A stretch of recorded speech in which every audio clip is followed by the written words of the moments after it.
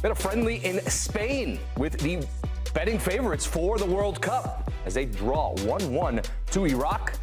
Tons of substitutions in this match, or even by the 70th minute, I think we had 10 substitutions on the Spanish side already. As you can see here, not the best as far as attacking is concerned. No Yamal in this match. Obviously, no Nico Williams. Some other players that weren't available, Pedri, as well for the Spanish national team. And it ends in a 1-1 draw that I'm not sure exactly how much we learned from this match. Ian, we watched this together. Did you learn anything from this match about Spain, about the betting favorites for this tournament? I learned that Iraq are not a team to close your eyes on, that's for sure. They played some pretty good football, albeit Spain dominated possession of the ball, should have won this game. Found a reason not to win the game, made multiple changes in the game, didn't really find too much chemistry within that group that started or even with that group that finished in the game.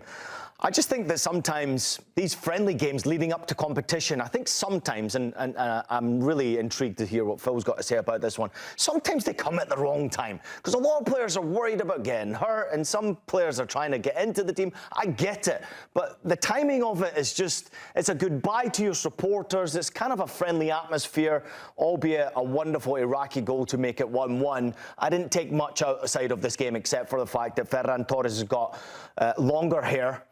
He looks pretty in the team photograph, I am sure. He was wearing the captain's armband, which also caught me by surprise. But they do not worry me at this moment in time, albeit I'm sure Spanish supporters are probably a bit worried.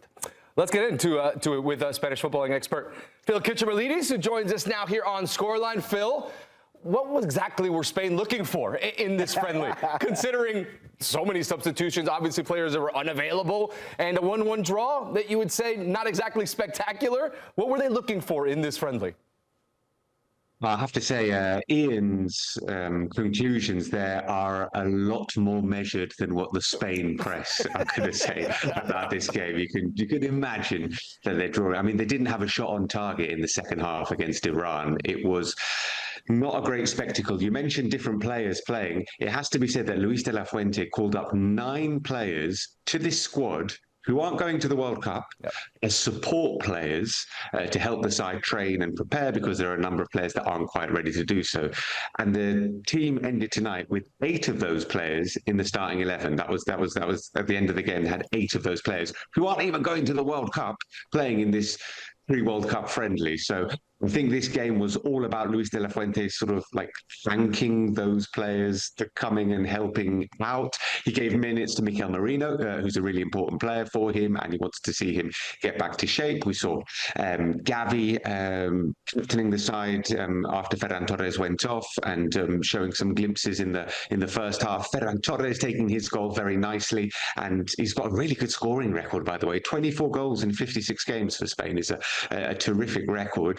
But no, we didn't learn too much at all from this game, and I'm not entirely sure what Luis de la Fuente was trying to do. I mean, he could have given more minutes to players who are actually going to the World Cup. There are some players in that squad. You know, Borja Iglesias started the game, but then came off at half-time, and he brought on Gonzalo Garcia, the Real Madrid striker, who isn't going to the World Cup. I mean, you know, give Iglesias some more minutes, maybe, or maybe he's trying to measure things out. I'm sure he's got it more figured out than I do. But yeah, it wasn't a great friendly, and I don't think we learned a huge amount from it. I wonder if that was a little pat on the back to Real Madrid for not having a player in the World Cup squad. Oh, by the way, we are in preparation for the World Cup. We'll throw a Real Madrid player out there. To your stat there on Ferran Torres, he moves just past Stefano, and he's now level with Oyarzabal, which is quite the achievement. Obviously, offensively, we're always interested to see what they do offensively. You're minus some stars in this game. But I want to go back to the goalkeeping side of things more than anything else. Because the goalkeeping position, especially with the goal against, it was a freak goal as far as I'm concerned. It caught Joan Garcia out of position. Maybe he got a fingertip to it and could have done better. People would say that. But can you explain to me what's happening with the goalkeeping position? Why we're seeing Unai Simon be number 1 when you've got Raya there, who's obviously with a potential chance of winning Ballon d'Or this year? because Unai Simon is the Spain #1, and there is no question in Luis de la Fuente's mind about it. He completely backs him. We might be able to have debates about who should be #1, and Joan Garcia had such a great season for Barcelona, and David Raya has been exceptional for Arsenal. But in Luis de la Fuente's mind, and he is the man whose opinion counts much more than any of ours, Unai Simon is #1, and there is no debate in his mind. And again, Ian, you're being a lot more measured than the Spanish press is going to be against Joan Garcia, because I think he's going to get criticised for that goal. His positioning wasn't amazing in it on a big night for him, starting for the first time for Spain. But there is no debate, as much as people in Spain have tried to create a debate around the goalkeeping position, because in theory there should be, in the manager's mind, there absolutely isn't. Unai Simon is #1, and he's going to be #1 throughout this tournament. Who's starting for you though, Phil? Before we move on, who's starting for you? I mean, you're living in Spain, you're following Spanish football more than anyone else. Who's starting for Spain in goal? Like, why would it be Unai Simon? Listen, I would start David Raya. I think he's the best Spanish goalkeeper at the moment. But I'm not Luis de la Fuente. Don't even look like Luis de la Fuente. We're nothing alike, and certainly our choice of goalkeepers are a little bit different because he's just backed him. And listen, Unai Simon, he's no mug. He's not a terrible goalkeeper. Far from it. He's a brilliant goalkeeper.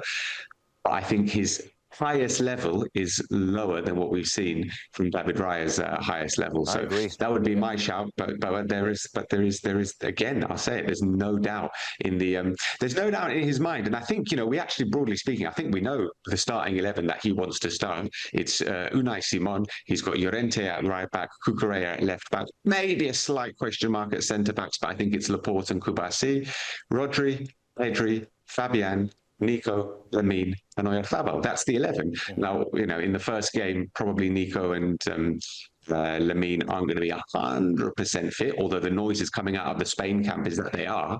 They think they're going to be okay for that first game, and they're taking that first game very, very seriously. And if they are okay, they're going to start. There's no thinking, we'll rest them because it's Cape Verde, we'll rest them. No. If they're ready, they will start. I think they won't be 100% ready. But apart from that, the 11 that I've just given you, I think, is Luis de la Fuente's 11 for the tournament for the majority of the games. Speaking of those attackers in Lamine Yamal and Nico Williams, should they not be available to start that first match, how much concern is there in the Spanish press and the Spanish supporters, considering today a lot of them were out there on the pitch? The replacements only muster 1 goal against Iraq.